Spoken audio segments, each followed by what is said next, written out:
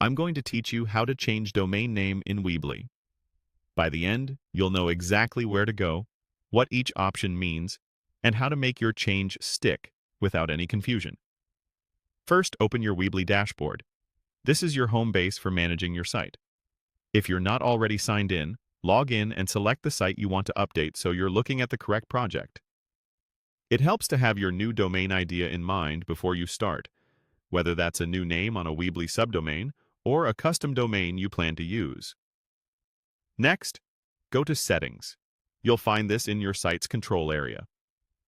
Settings is where Weebly keeps all the core options for your site, from general preferences to publishing, and, most importantly for today, your domain. Now, click Domains. This section controls how people reach your website. You'll see the domain that's currently connected. Think of this page as the switchboard that tells Weebly which web address should point to your site. Select your current domain. Opening it lets you view details and prepares you for the change.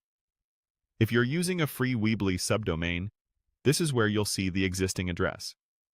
If you're already on a custom domain, you'll still use this same place to adjust or swap it. Choose Change or Connect a new domain.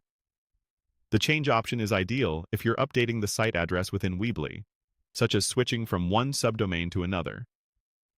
If you want your site to live on a custom domain you own, choose the option to connect a new domain. This tells Weebly you're pointing your site to a different web address. Keep in mind, if you're moving to a brand new custom domain, you may need to confirm a few details with your domain provider outside of Weebly, and it can take some time for the change to show everywhere on the internet. That delay is normal.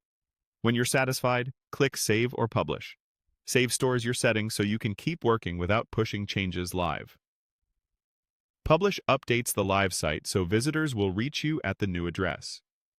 If you're not ready for the world to see the change yet, Save is a safe pause point.